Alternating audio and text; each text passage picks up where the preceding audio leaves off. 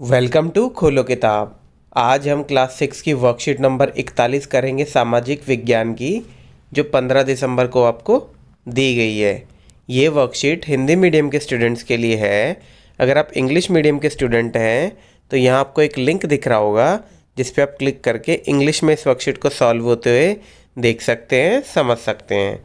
अगर आप चैनल पर नए हैं तो इसको सब्सक्राइब कर लें और वीडियो पसंद आने पे लाइक, कमेंट और शेयर करना ना भूलें। तो चलिए देखते हैं। सबसे पहले विद्यार्थी अपना नाम लिखेंगे, यहाँ कक्षा अध्यापक का नाम हो जाएगा। तो इस वर्कशीट में उप विषय में बात करेंगे कक्षा में ग्राम सभा का आयोजन। तो चलिए देखते हैं।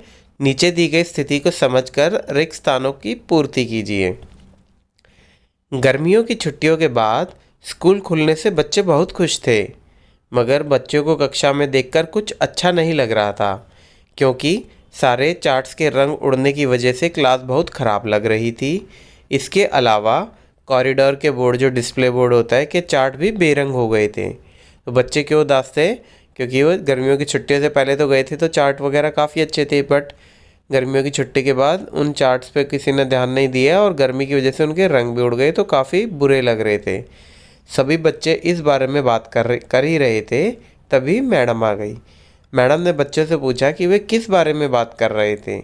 बच्चों ने अपनी बात मैडम को भी बताई कि वो किस प्रकार इन बेरंग चार्ट्स के बारे में बात कर रहे थे, कैसे वो उनका रंग उड़ गया। मैडम ने बच्चों को बताया कि मैंने आपको ग्राम पंचायत का विषय में बताया था कि किस प्रकार ग्राम पंचायत गांव के स्थानीय मुद्दों तथा गाँव को बेहतर बनाने के लिए कार्य करती है। क्यों ना हम भी अपनी कक्षा में ग्राम सभा तथा ग्राम पंचायत की तरह गतिविधि का आयोजन कर कक्षा के मुद्दों को हल करने का प्रयास करें। सभी बच्चों को यह सुझाव बहुत पसंद आया। सभी बच्चों ने सबसे पहले अपने आप को डैश वर्ष या उससे ज़्यादा का मानकर ग्राम सभा का आयोजन किया।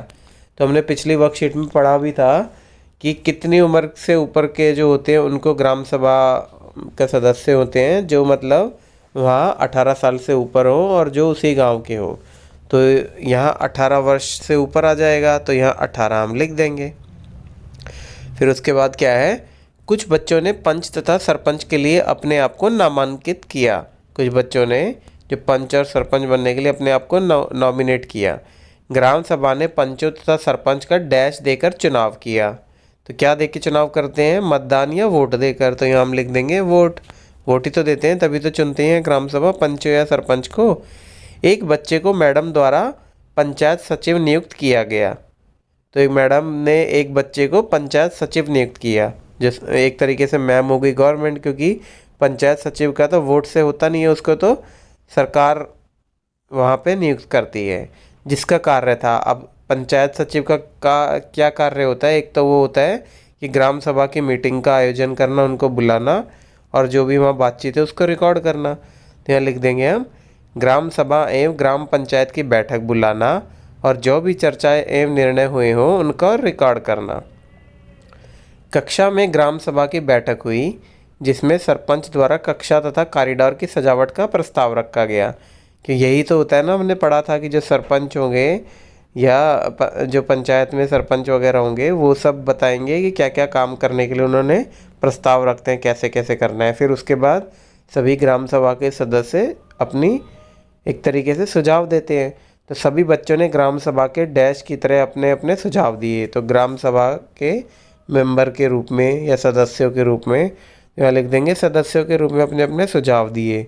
इसके अलावा भी ग्राम सभा के सदस्यों के रूप में बच्चों ने कुछ और समस्याएं रखी। जैसे और भी बताते हैं ग्राम सभा के सदस्य, सभा की पूरी कार्रवाई तथा निर्णय को डैश ने लिखित रूप से रिकॉर्ड किया।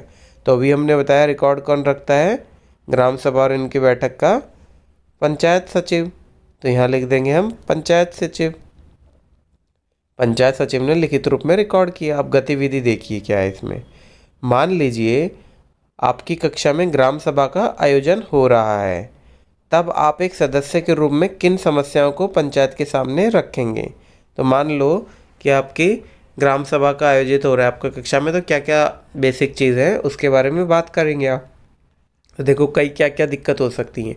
जैसे जो कमज़ोर वर्ग के बच्चे हैं उनकी एक्स्ट्रा क्लास के बारे में बात की जा सकती है, या स्कूल की साफ़ सफाई वगैरह, पानी पीने की जगह ठीक नहीं है तो उसका देखा जा सकता है। यही सब तो कराए जाते हैं, तो यही सब हम लिख सकते हैं। कमज़ोर छात्रों के लिए अतिरिक्त कक्षाएं हो गई। शारीरिक शिक्षा योग कक्षाओं को शामिल करें। शारीरिक शिक्षा योग कक्षाओं से क्या होगा कि इम्यूनिटी भी स्ट्रांग होगी।